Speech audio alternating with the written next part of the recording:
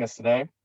I'm going to give it just a few more moments to see who else joins us for this inaugural Women's Leadership ceremony that we're going to host.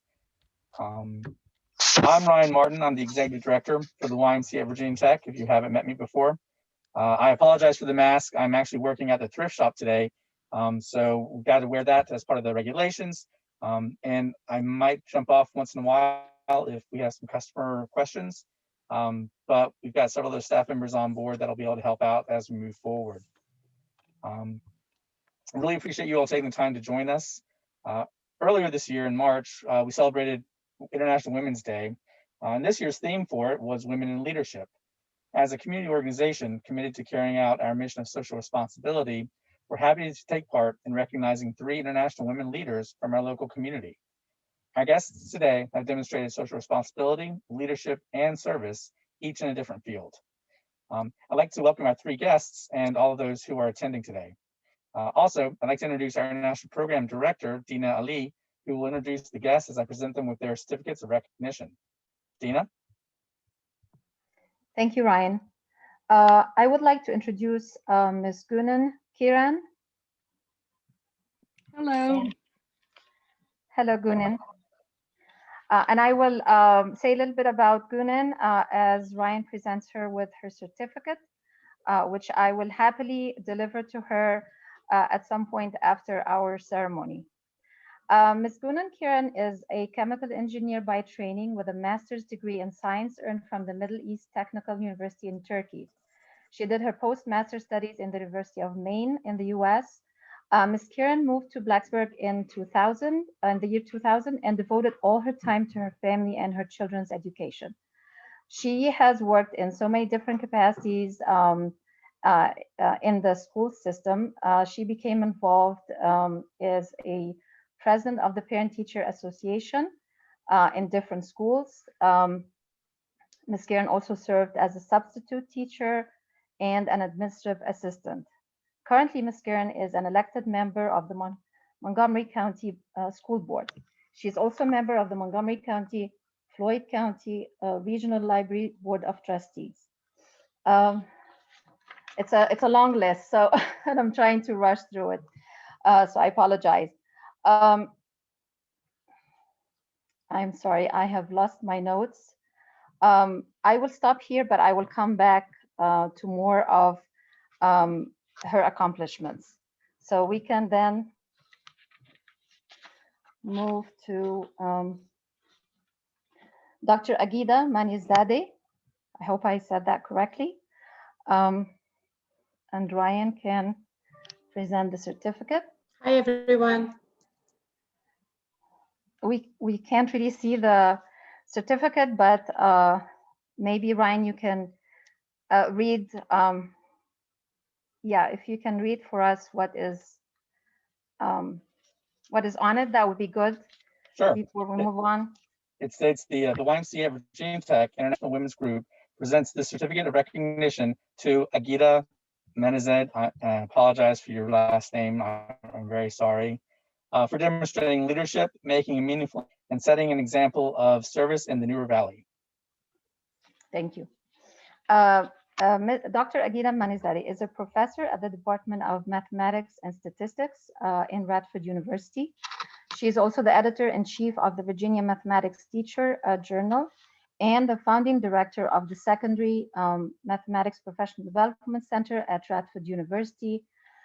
She has also contributed to community work where she has founded and started and is currently the president of the board of the nonprofit corporation Radford Child Development Inc. Or RCD.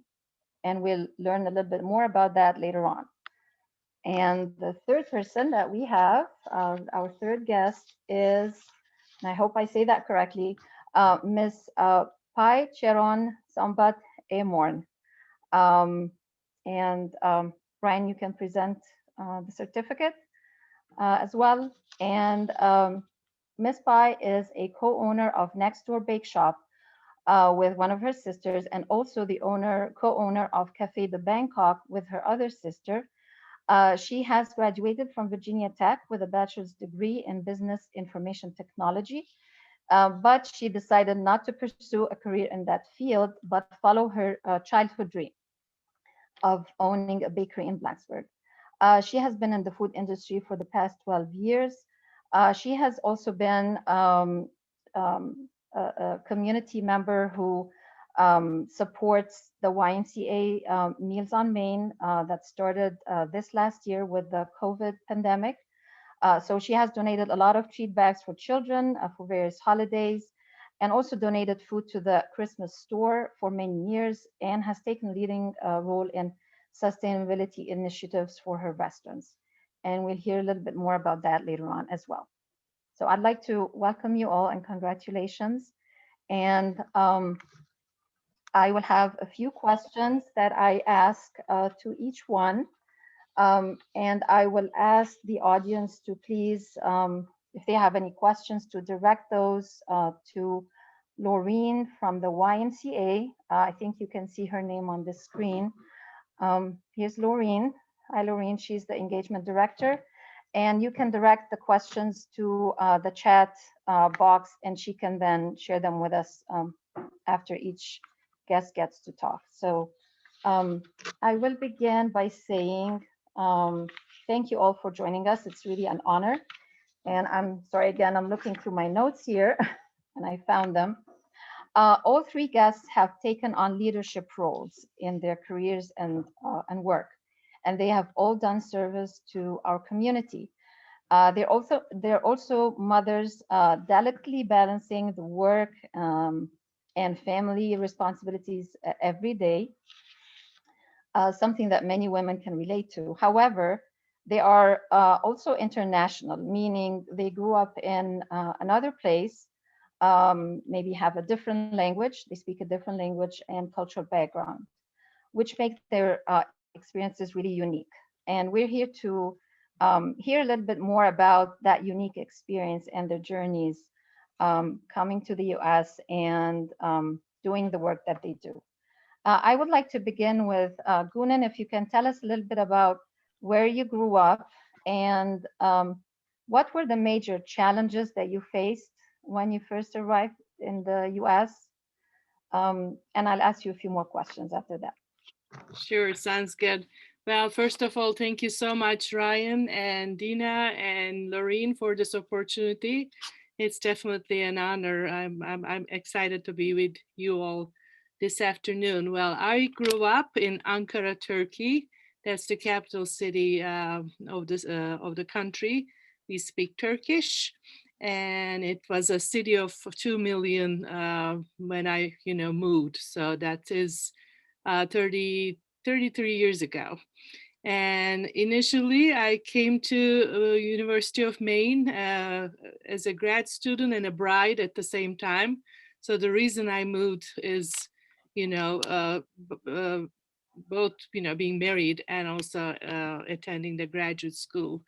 I think the biggest challenge was, well, I think it's twofold. One, of course, I left a city of 2 million and arrive at town only 10,000 occupants and the 10,000 probably the students in the university. So if you imagine the Blacksburg area and just divide by 3, and it was a very, very, very small place. And I remember to this day trying to come to the house that my husband is also from Turkey, so he was already at University of Maine and settled, so he had a house.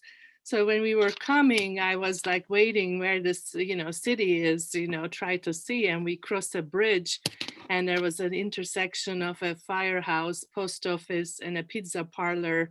And then I asked, my husband, where is the city? And he just pointed, we just crossed the bridge, and that was the town. Well, it was a beautiful small town, very easy living, easy to, attend grad school, and all our kids born here. So very easy to raise kids. I walked everywhere, and it was easy, get to know everybody with their first name. I think the biggest challenge was, though, of course, being in a small place and a new, foreigner. the language fluency. I mean, I learned English when I was in elementary school, so that wasn't a problem, but you really don't know daily English or the slangs, and and I was very shy for a long time. I asked my husband to answer the phones. I asked my husband to do all the appointments. I asked my husband to talk to doctors. So anything important that I thought I will miss on anything, I asked him to do. So he teases me now because I wasn't talking then. Now I don't stop talking now. So that's what 33 years did to me. I will stop here and give others opportunity, and I can continue later with your questions. Yes, I will ask the same question to Agida. Um, if you can share with us where you grew up and when did you first come to the US and what were the main challenges that you faced? Hi, my name is Agida, and I grew up in Baku, Azerbaijan. Baku is also capital of Azerbaijan.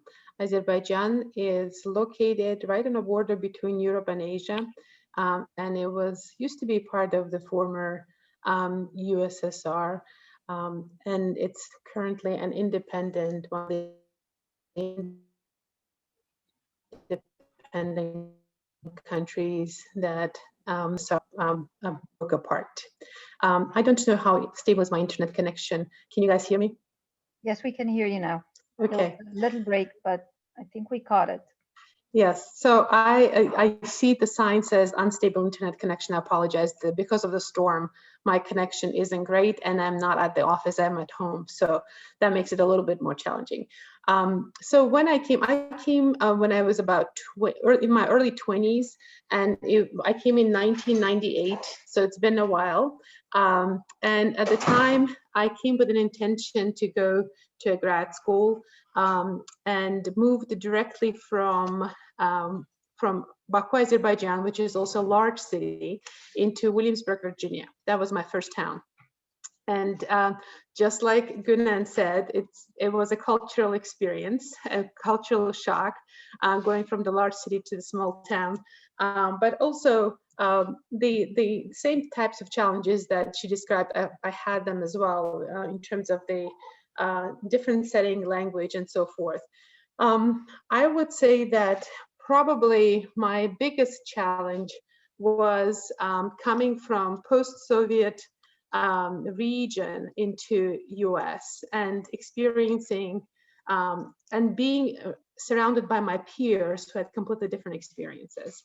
I remember one of my most memorable experiences was a graduate course I took.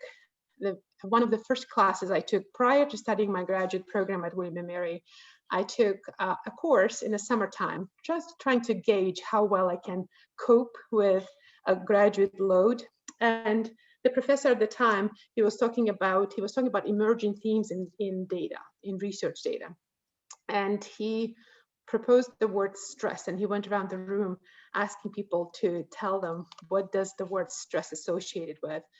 When they think about the stress, what does it mean to them? And my peers, my classmates started telling the words, and they were like, exams, tuition, parking, deadlines, group projects, and so forth and so on. And one of the girls in the room, one of my classmates, said "bad hair day" as a joke. At the time, professor, he stopped the discussion and he said, well, he can see three themes emerging from this discussion. The first theme was financial stress. And so tuition, the student loans, all that went under financial stress. And then the second column was, it was school-related stress, like deadlines and exams and so forth went under the second column. And the third column, he called it personal stress. And the bad hair day went under personal stress. So we went around the room and kept asking this question. And when my turn came, he asked my word, and my word was war, because I came from Baku, Azerbaijan, which was the country and the town that experienced a lot of bloodshed in 90s. And Azerbaijan just recently came out of the not only Soviet Union, which was a bloody divorce. It wasn't simple, just separation of the countries, but also we had a war with Armenia, and we had a million refugees. And I personally saw a shooting in my hometown. So for me, war was the stressful word. It was the word that described seeing kids being killed by soldiers. And what I noticed is my word, war, ended up in third category because it wasn't financial stress.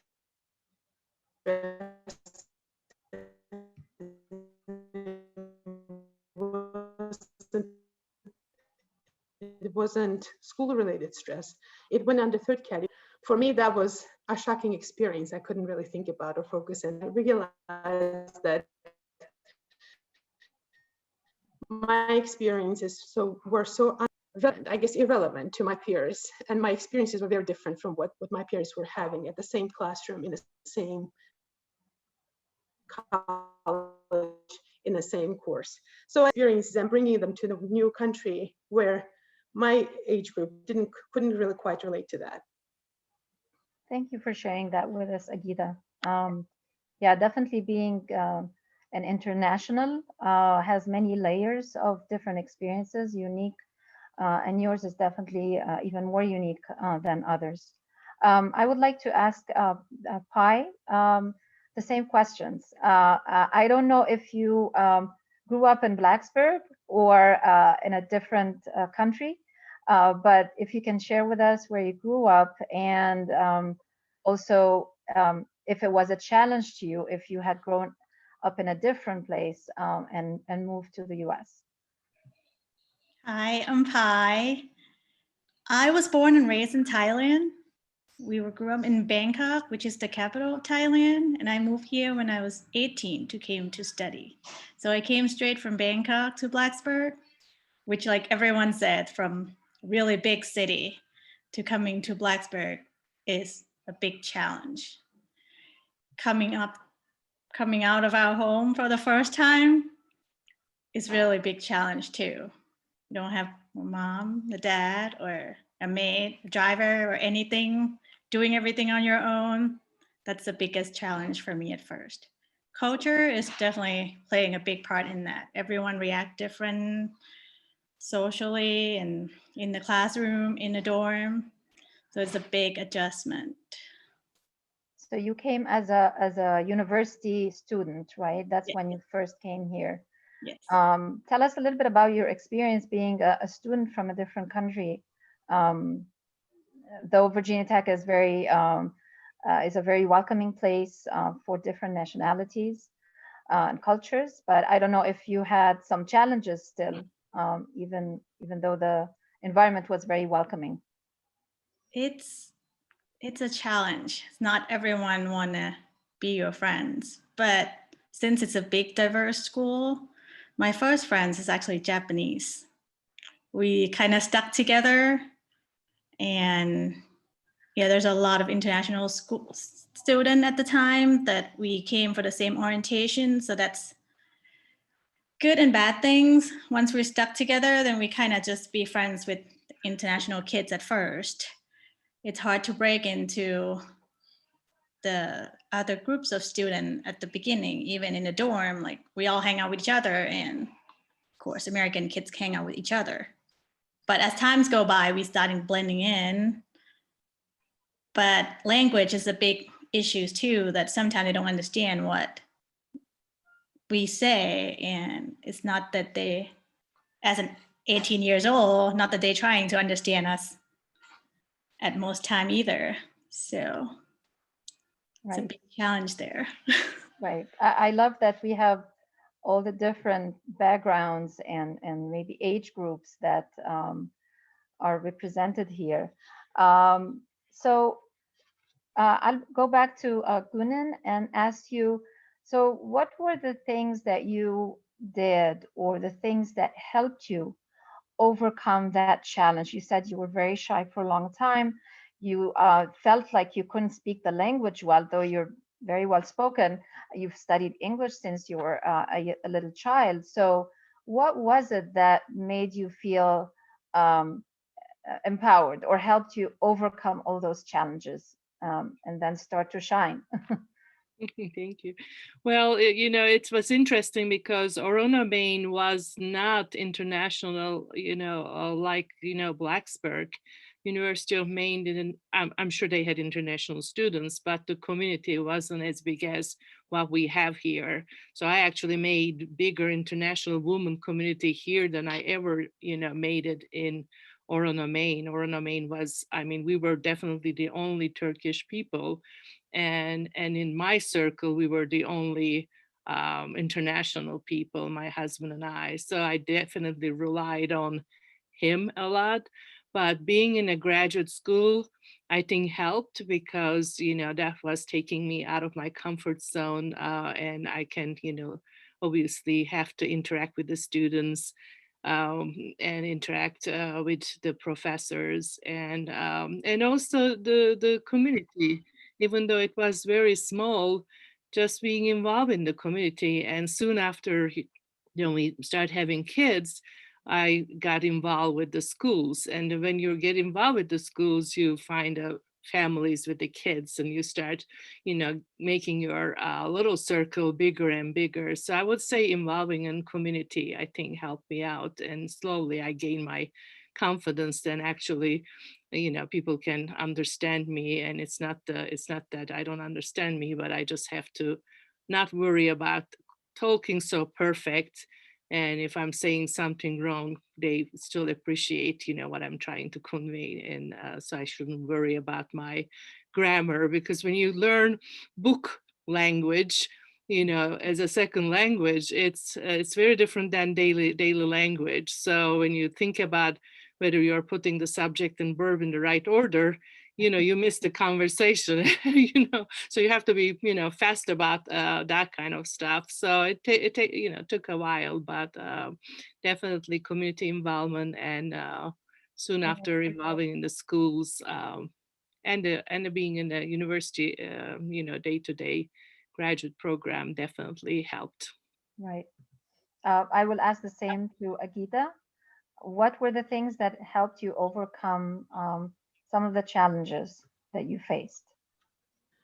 I consider myself a very lucky person because I met lots of wonderful people who end up being my network, my support system. There's a family, I call them my American mom and dad, who embraced me when I came to United States. I became part of their community, and they provided me with the support and love and attention that was very similar to what I was getting at home from my parents. So I thought I was very, very lucky to have that network in place. And what makes you what the beauty of being an immigrant, I think, first generation immigrant, is that there is a reason well, for me at least, I don't know if for everyone else, but for me, there was a reason why I left Azerbaijan. There was a reason why I left Baku, even though at the social level, I probably was most comfortable there. As Pai mentioned, I had an infrastructure in place where I didn't have to do a lot of things for myself. There was a maid, there was a chauffeur, there were all other amenities in place that I still don't have them here, right? Even after that many years. But there still was a reason why I made the change, I left. And that internal motivation is a driving force. We leave for our reasons. And if the reasons are still in place, that helps us to be strong and to overcome challenges. And another thing about being an immigrant is we get this privilege, an incredible privilege, to take with us the aspects of our culture that we really enjoy and love and want to retain, want to keep. So we keep them. And we kind of have a chance, I personally had a chance to let go of all those parts of my culture, my society that I didn't enjoy very much. And I was able to liberate myself that way. And same thing with American traditions and cultural aspects. There are certain things that I embraced and took, and it became part of my life because I enjoy and love it so much. But there's certain things I'm not accepting or not taking it in. And I have an excuse, and I'm an immigrant, right? I get a pass on when a woman who grew up in this country might not get a pass on that. So there is a beauty of being able to take what's new and wonderful and great for us and letting go of old that we didn't like that much. And so that helps to make the experience better. But most importantly, I think the internal motivation, whatever makes us leave our home for whatever reason, that's what moves us forward. Thank you. And Pai, would you like to share with us some of the things that you depended on or used to overcome your challenges? Friends, guidance counselor, the mentor, they all help. The International Student Center here at the Cranwell's very helpful on, getting you started, how to get Social Security, how to, what's important to survive here, since none of my family's is in the States. You're kind of on your own, and I'm lucky that my friends start from zero like me, who's Japanese. So we kind of stick together and we're still best friends till today. So that's definitely the beauty of it, but times help. Right. And all of you now are pretty accomplished, I have to say. So that journey from getting by, managing, overcoming the challenges, there is a lot that happened afterwards that got you to where you are right now. And I see a thread between all of you, which is caring about family and also caring about children and education and taking part of community service. That I feel like this is something that is common between the three of you. And I have to say that with Gunan's example, that you have started in the Parent-Teacher Association, you've become the president, not only in one school, but in Blacksburg Middle and Blacksburg High, and you went on and on to be now an elected member. So do you want to tell us what was that driving force? Because I joined the PTA, I have to say, maybe one time, and then I never went again. So I have, I'm being honest here, but what was really that drive that kept you going?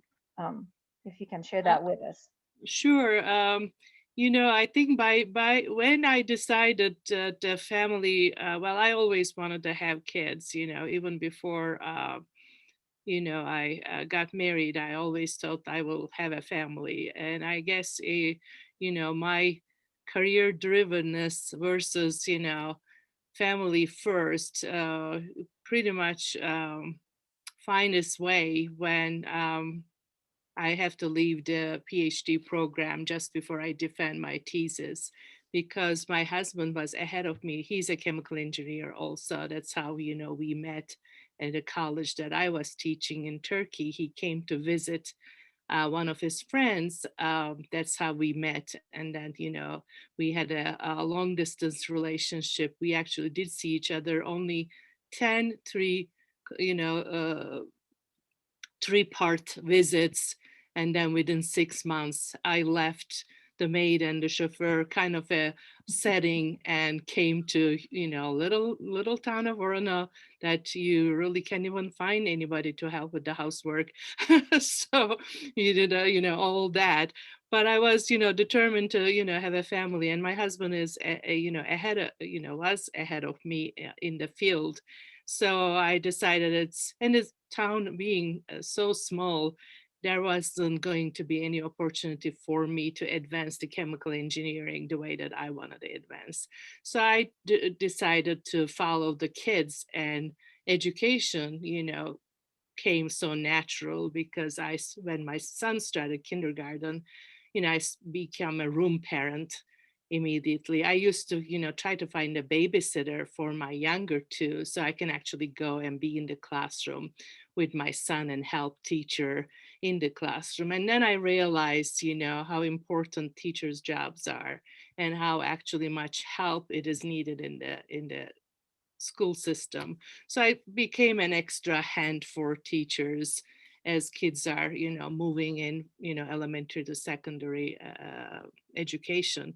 And then, after being room parent and chaperone and this and that, then the parent teacher organizations are the next step to lead. And I guess I had a community serving desire as well. I found those as I go along. I don't think I could say I knew it when, I first got married and had a kid, what will be my future will be or how I will proceed. But I felt very comfortable in the public education setting. And of course, it was very different than how I grew up in the public education setting back in Turkey. So I had a lot of appreciation to that too. So as I moved, along the, one parent teacher organization to the next, and, there was a year or two, I think I was leading all three of them, which wasn't a sensible thing to do. But sometimes when you start volunteering, everybody knows, who to come after. I start enjoying. And the next step, I thought, and everybody around me, seeing my involvement, kept mentioning, I should run for school board. And one part of me was really hesitant about it because I'm a microphone shy person. I don't know how I did 5 years being the chair of the school board, but it didn't come to me very easily. For most time I had a lot of butterflies, in my stomach each time meeting started. So it wasn't natural per se. But of course, the more you do, practice makes perfect. So you get better along the way. So then I see it as a next step to be able to do. And then by that time, my youngest graduated from high school. So I had the empty nest syndrome and missing the kids. So in order to leave them alone, I kept myself busier so that they don't have to hear me from me every day, what are you doing? So they don't have to text me and report to me what they're doing. Definitely enjoy. And I even think now, still maybe not too late to go back and get some kind of an education degree. If I had known it, I probably would have been an educator, but that was never presented itself. And the funny way I got it in chemical engineering is because my high school chemistry teacher said to me that I should be a good chemical engineer because my grades were so good. I mean, that's how I ended up being a chemical engineer. So if somebody probably pushed me being an educator, probably I could have been educator too. It's funny sometimes how you haphazardly find your path along the way, but I'm happy regardless. And I have to shout out to William and Mary because two of my oldest graduated from William and Mary, and I love Williamsburg. Yeah, thank you. And Agida, can you tell us a little bit about your work with the community? Not only you have a full-time teaching responsibility at the university level, but you decided to take on that project to found and kind of run another community-based nonprofit. So what was the driving force behind that? Sure. So we moved to Radford, Virginia in 2009. And at the time, I had already one child, and we were planning on having a second child. My husband and I, we came to the community assuming there was a childcare center in the community, and that was surprisingly a wrong assumption. And so we started looking around, and what we realized was that most of the centers that we could access were part-time, half day or half week, so they were not every day.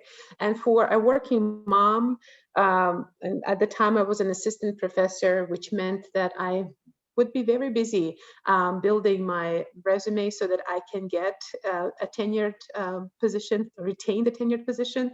So I didn't have a luxury of taking time off and not working while raising my children if I wanted to stay in academic world. And I certainly worked very hard to get to that place, and I didn't want to let that go. So the option was either, and we couldn't afford to have stay-at-home nanny. I wasn't willing to send my child or children overseas to grandparents to take care of them. So the only option was, hey, we need a childcare center. We need it in town, and we need it full time, and we needed it to be quality. So we don't feel like we're neglecting our children. So so that's what started the project. When I realized that we just didn't have that, and I wasn't the only woman who was experiencing that particular issue, we started working together with a group of faculty and staff at Radford University. Originally, it was a group that committee that was supposed to solve this problem for the university. Pretty quickly, we realized that the university was not really willing to invest due to various reasons. And at the time, we had a different president, and she cited legal liability as a reason why she didn't want to have a childcare center on campus. So we couldn't really have a campus-based childcare center. And so we had to come up with a different strategy. With the support of a community foundation, River Community Foundation, and Radford University Foundation, we filed paperwork to become a nonprofit. So the group that started as just a committee became a nonprofit. And since I was leading the committee originally, I became the president of this nonprofit. So we start looking at different models in terms of how do we bring a childcare center into our community. But the problem with Radford, I don't know how well you know this, our community is that free or reduced lunches. So the community is drastically, diverse, I would say. So we have pockets of very wealthy people, but we also have about half of the community that are poor. And so inviting a childcare company, and a well-known company, to come to our place was impossible because they thought we were too much of a risk. So it was a lot easier to open a childcare center in a large city 5 blocks away from another one than come to Radford and start a shop. So we weren't able to attract large companies, no matter how hard we tried. And we tried. We called 35 companies and asked them if they would come and open a center in Radford, and the answer was no every time. So that made me realize pretty quickly that traditional strategies that work when you open a childcare center are not going to work for us. And that's the reason for 20 years there hasn't been one, right? There hasn't been a center at Radford. So so we started problem solving, and that's probably, I would say, my favorite thing to do is, if there's a challenge in life, is not seeing it as an impossible obstacle, but a problem that requires a solution, right? An elegant solution. So together we put together a team, and basically a think tank, trying to figure out what are we going to do. So first thing we did, we realized we need 3 components. First, we need a building that will host the childcare center. And we looked at old buildings, and none of them really worked, because our goal was to create a NACE accredited center. A NACE accreditation is like highest level of accreditation nationally for childcare facilities. So and it has a particular requirements for the building itself. Like it has 35 square feet of the space for each child, and so forth and so on. Like there is a particular physical layout requirements for the building. It has to have a door out to outside in every room, right? It cannot be just like the internal doors. So all of the old buildings wouldn't work for us. We had to design a brand new building for this facility that met the guidelines that NACE was telling us that we have to meet. So what do you do? How do you get a building?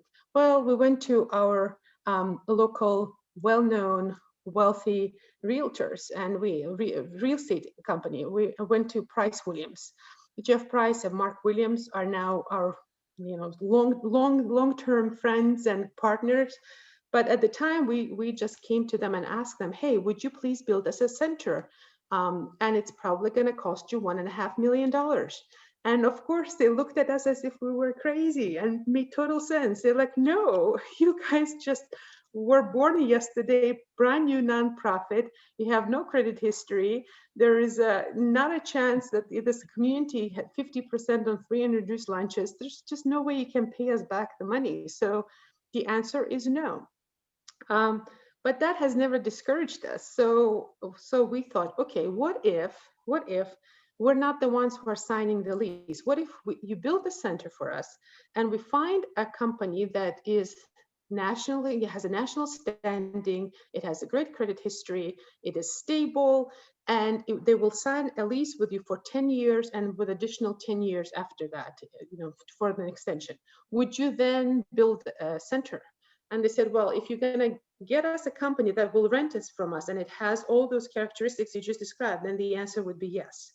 So we went hunting. We went hunting for a company who would be that company that has the history, that has the credit, financial backing and all that stuff.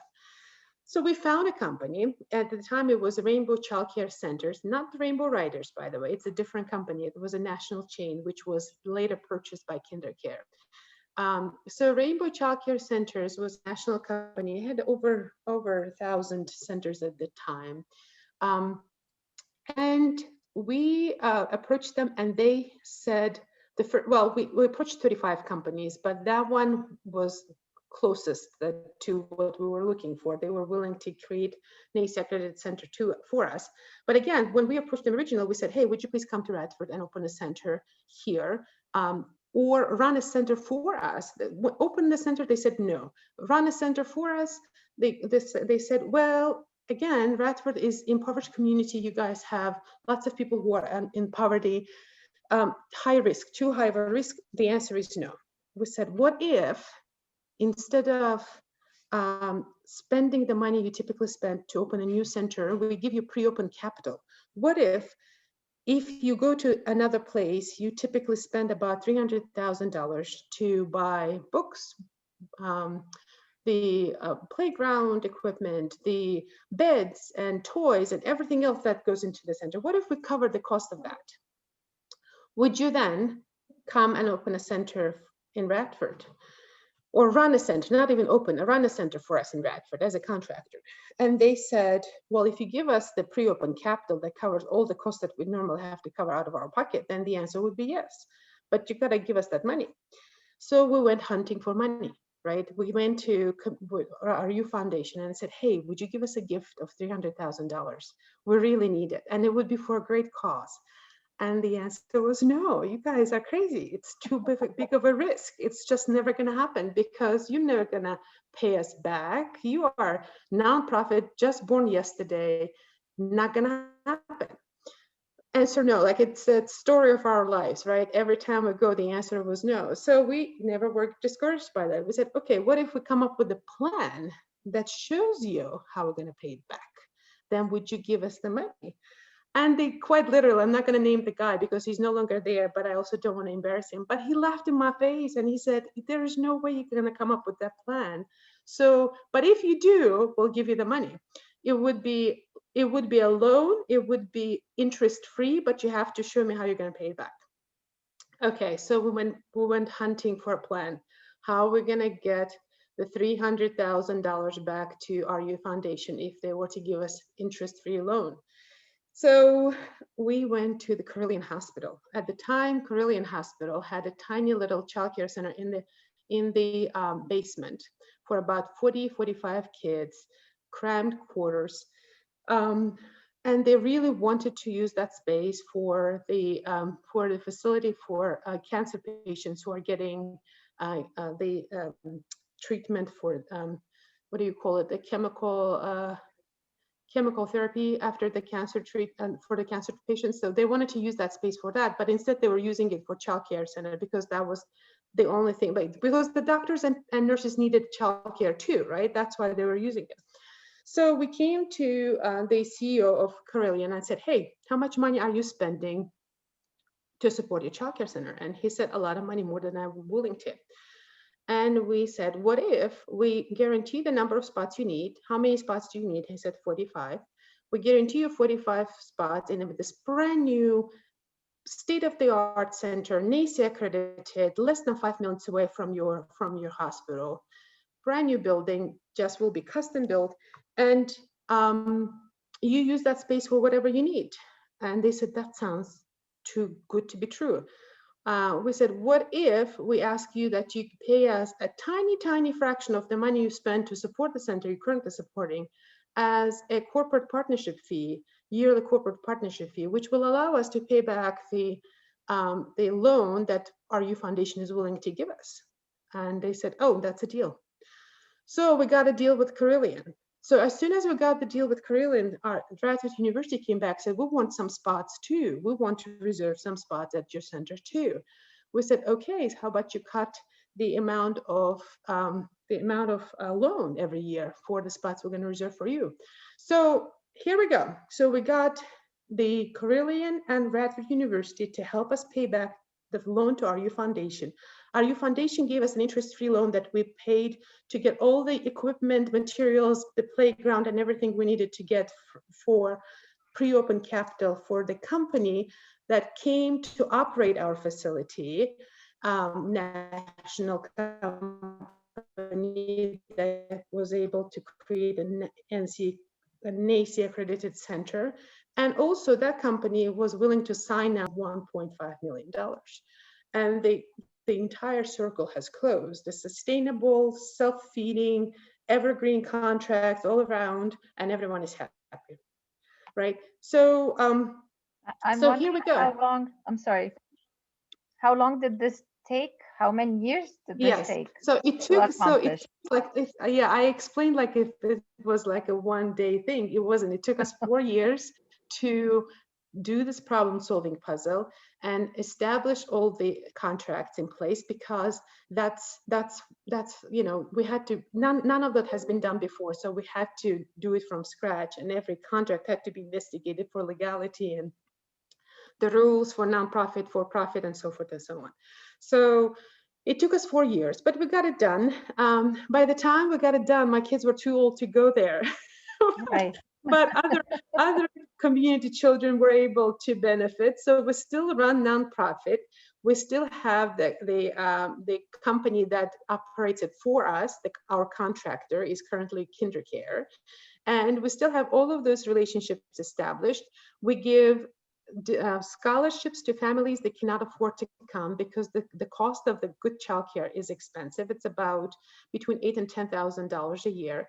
And we gave, this year, we gave $91,700 in scholarships to the families that cannot afford to come. Basically, some of the families come completely for free. Some come with a discount of, you know, $50. Some come with a discount of $150, depending on the situation and the family income. So, so we're able to do that, and we're able to serve all of the community members. Well, not all, but as much as we can. Our capacity is 136 children, and we are full, and we have a waiting list. But nevertheless, we are serving every type of family that lives in Radford, and we can probably benefit from 2 of these centers in this community, in our community. But right now, we can only manage to work with 1. Yeah. So that's our story. Wonderful work. Wonderful work. Thank you.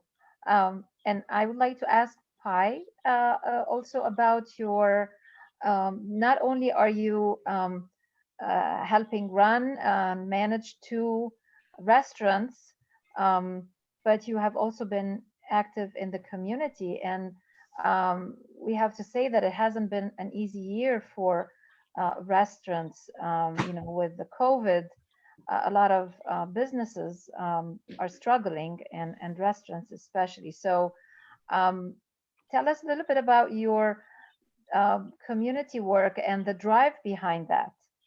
Go ahead. Probably would say I'm following Gunin footstep, starting having kids here and being PTO and PTA for Rainbow Riders and GLE right now.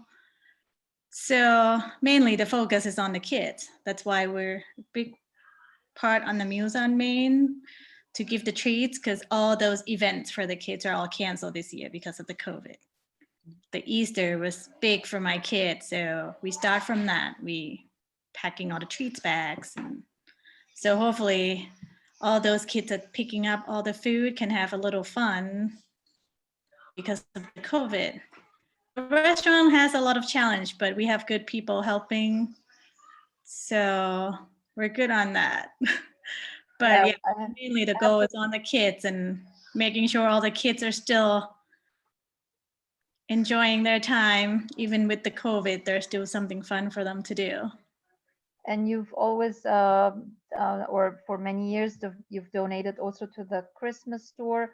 Were these food donations, or were they other types of donations that you did? That's before COVID. We were doing both monetary, and then we donate food for all the volunteers that going in that 2 weeks, I believe. So we're bringing food and treats, and we're trying to, just think of all those volunteers, what we can help. And they were a big part of me being here in Blacksburg. All those community events and stuff make us feel very welcoming. So we want to keep it going. Kind of a give back to the community. Yes. Right. And also you donate hundreds of pink cupcakes to the Blacksburg event supporting the Breast Cancer Society. Yes. So is that something you've also done for many years? Yeah, I've been doing that for, I believe, 10 years. It just, this past year, we didn't do it because of COVID, but we would sell hundreds of cupcakes every year, and all the proceeds go to the breast cancer. We right. do what they can do it. I'm curious about your change of field. You got your education in Blacksburg. In business information technology, and you decided to leave that field behind and pursue baking and being a restaurant owner. How did this come about? I would say while I was studying, it wasn't what I expect. I enjoy doing all those business information technology things, but then thinking back, and do I really want to sit in front of computers all day long every day for the rest of my life? And the answer is no.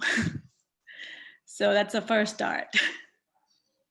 Right. And did your sisters welcome that, because you are a co-owner of those restaurants with your sisters? Or were they like, no, you should focus on your career and let us do the cooking part or the baking part? Well, it's kind of mutual, because she also left her finance job from Washington, D.C. and came here too. So it's a big step down in a way for her, but it was great.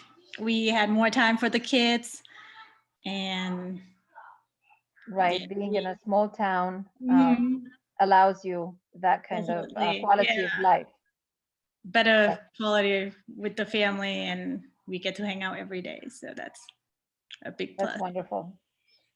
Well, I would like to ask Doreen if there are any questions that she received for our guest today.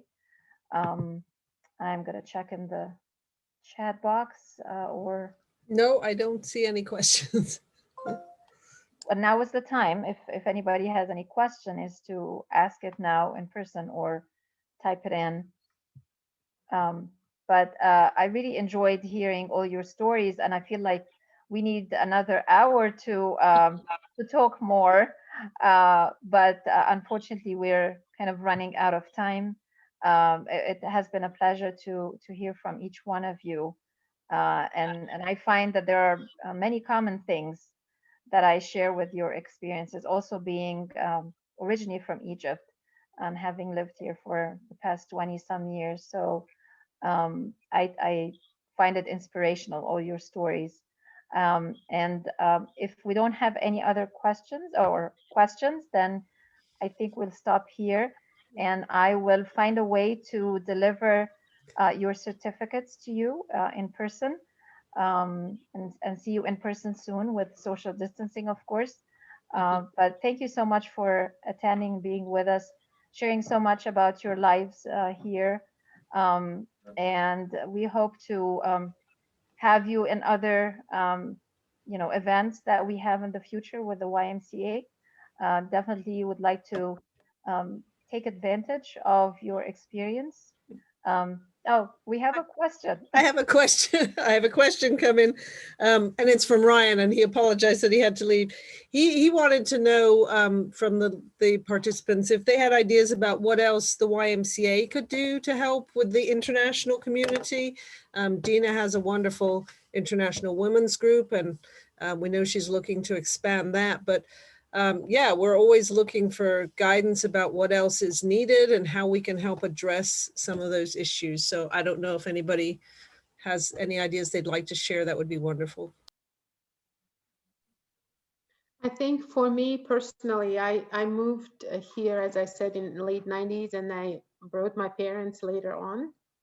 And the issues that would help my family in or similar type of families would be resources to help elderly to learn the language, to help to become more practical skills within the community, so they're not just relying on us children, but they have their own new network. I find that the most difficult for older generation to come and then integrate into society. It was easier for us, even though we talked about challenges, but we were young when we came, and it was easier for us to integrate. For elderly, it's much more difficult. And any resources that would be helpful, language skills, or just regular, I mean, even simple, like some of the most basic things that are required to function in the society, those kind of interactions and help would be wonderful to have.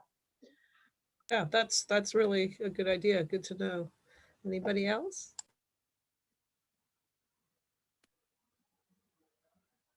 I think, I mean, I got an idea having Gunan here and Agida also, education. And I feel there is more work that needs to be done in terms of cultural inclusion. We have a lot of um, internationals here. Maybe their kids were born here, or maybe they just came from a different country. But I feel like there can be more done with the schools to raise awareness, to have a more welcoming school environment for people who might not necessarily know the language well, the kids, or have grown up here. So I think there could be more work done. And I hope, Gunan, you I don't know if you share with me uh, that idea or not, but I'm hoping in the future we can maybe explore these areas. Absolutely, as you know, because you sat down with the strategic plan for the next Yeah. 5 years, the school system is committed. At least Montgomery County school system, that, of course, I'm more familiar.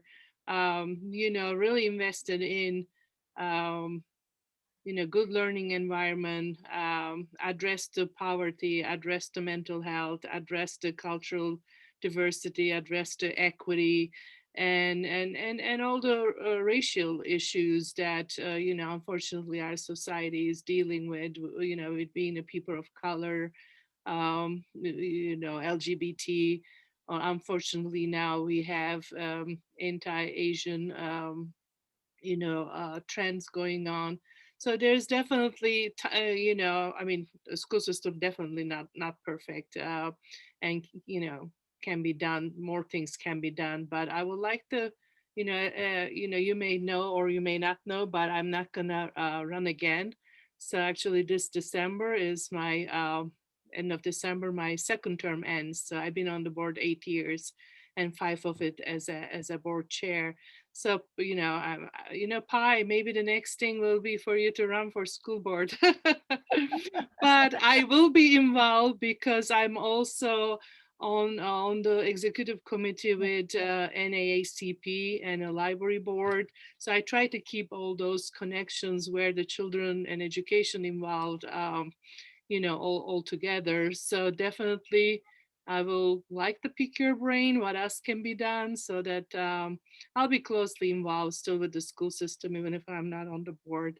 And then I'm actually trying to find what is next for me. And I have time till end of December to figure that out. So what I'm doing next, but that could be something to take on. So yeah, let's talk about it. Definitely more can be done. And definitely the school system needs an improving, but at least the right trend um, from the administration and the board that they at least recognize that these needs to be done. So that's a good start moving forward. Yes. And Pi, do you want to share any thoughts about what you think the YMCA can help address some needs out there that we're not aware of that relates to internationals, or anything you want to add?